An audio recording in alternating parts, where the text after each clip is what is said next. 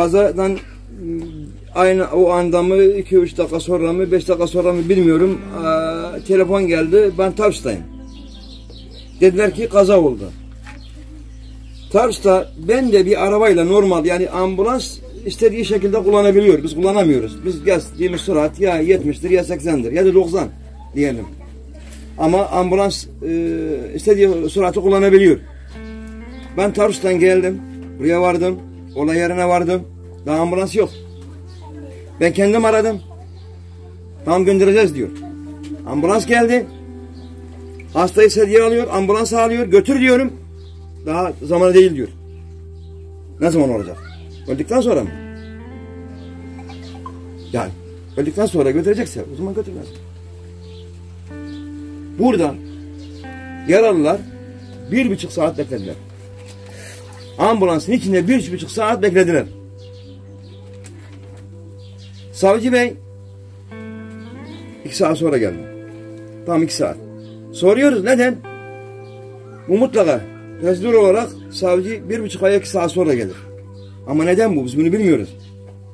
Yani böyle bu kadar bilgimiz yok. Niçin? Yani her zaman biz bu olayı yaşamıyoruz. Yani o da yani ilk defa duyuyorum, savcı bey kaza anını duyar, 2 saat sonra gelir. Neden? Bana onu soruyorum.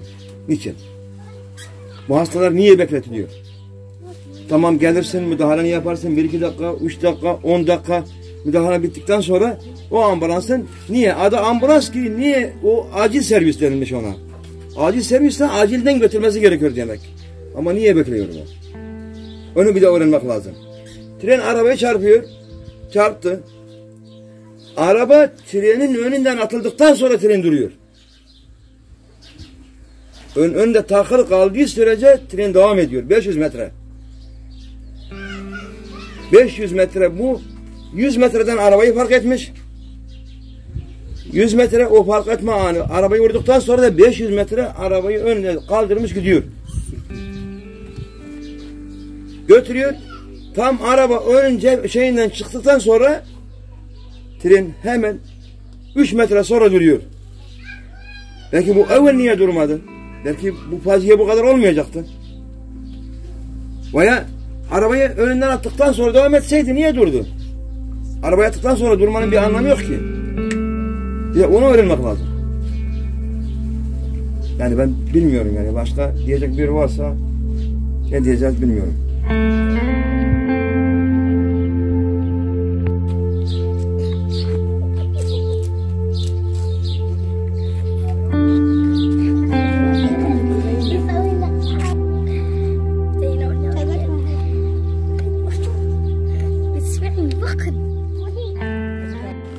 Şimdi burada tarım işçisi yani sanki bizim devlet bunu 2. sınıf olarak görüyor. Tarım işçisi yani ölmüş, kalmış, çile mi çekmiş kimsenin umurunda değil. Dün bu tren kazasında Mersin milletvekili çıkıyor diyor ki ben oradaki görevlileri sordum. Dedim ki niye burada bir önlem yok? Demişler yeterli araç sayısı olmadığından dolayı biz bunu yapmadık. Bunu yeterli sayısı olmayan diyen vatandaş buraya bir gelsin. Burada bir yarım saat orada beklesin. Yarım saat fazla değil.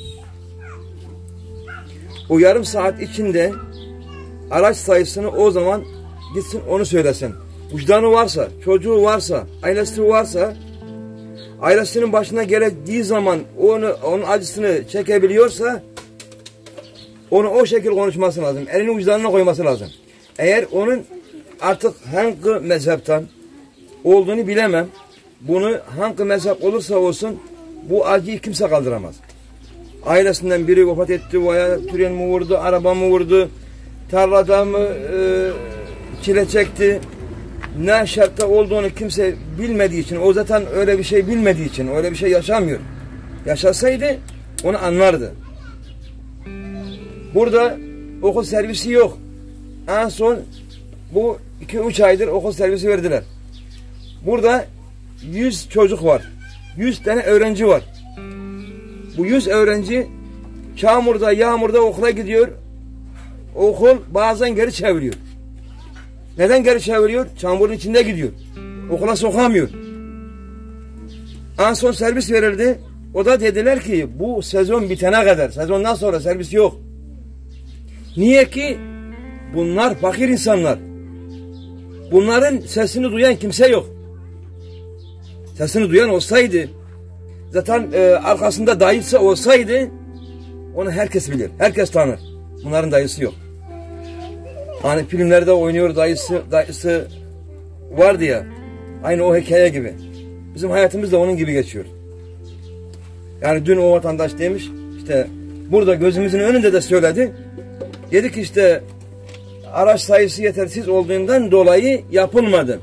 Oysa üst üste 2015'te üst üste bir ay içerisinde 3 tane kaza oldu.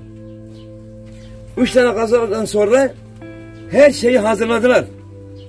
Bir demir kaldı. Baktılar ki sakin, kimsenin sesi yok. Ölmüş, gariban ölmüş. Kalktı kaldırdılar. Kaldırdılar. Burada Yunusoğlu'nda sabahtan akşama kadar ya 3 tane araç geçer ya geçmez. Bir kaza oldu, hemen üst geçit yaptılar. Hemen. Demek onun dayısı güçlüymüş. Ama buradaki dayı yok. O yüzden bu olmuyor. Olmaz da. Ha şimdi kalkıp da bu millet gidip tren yolun önünde durup da eylem yapsaydı, özel tim mi gelecek, özel hareket mi gelecek? Siz niye bunu yapıyorsunuz? Çünkü bunların arkasında dayısı da yok. Götürecekler. Doğru mu? O yüzden yani şimdi biz burada konuşuyoruz ama ne kadar etkili. Ben BİMAR'a mesaj gönderdim. Dilekçeyi verdim. Burada elektrik sorunu var. Tarım işçisi hani elektrik parası ödemiyor. Sosyal yardımlaşmadan faydalanan vatandaş hani %'lik ödüyor. Hani normalde o adam onu yapıyorsa bu tarım işçisi hiç ödememesi lazım. Biz burada 1 ay, 2 ay, 3 ay, 20 gün, 15 gün elektriksiz kaldığımızı biliyoruz. Karanlıkta kaldığımızı biliyoruz. İşçi tarladan geliyor, kışın çamurun içinde batmış. Tekrar o çamurla sabah tarlaya gidiyor.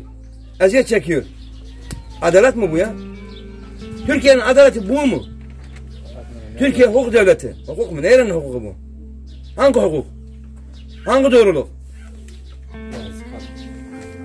Olay anında ben olay yerinden 30 kilometre uzakta tarlada çalışıyordum. Telefon geldi. Olay yerinden çıkıyorum ben 30 kilometre yolu.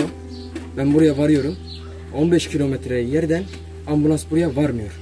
Geldiğimde sadece bir tane ambulans ve yaralılar yerde yatıyordu.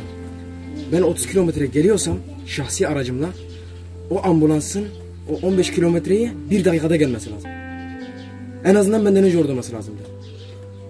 Bu birinci. İkinci, ne Mersin milletvekilleri, ne Şanlıurfa milletvekilleri, kimse bundan konuşmuyor.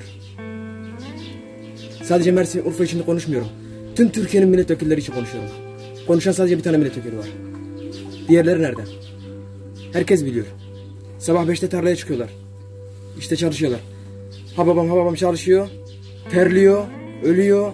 Eve geleceğim de, dinleneceğim de bir yudum su alacağım. Evine 500 metre kala trenler altında parçalanıyor. Parçalanırken çektiği acıyı kimse bilmiyor. Bunun hesabı nerede? Farz edelim ki burada hiçbir tane araç geçmiyor. Sadece 5 tane araç geçiyor. O 5 tane insanın canı ölü mü yani? Onlar ölsün mü yani? 5 tane araç olsun ya. 100 tane araç olmasın. Onlar insan değil mi? Ya ufak bir fare, yılan, kedi, onu yaralı gördüğümüz zaman işimiz sızlıyor. İnsan değil. Hala İstanbul seçimindeyiz. Yemişim İstanbul seçimini. Burada can veriyorlar insan.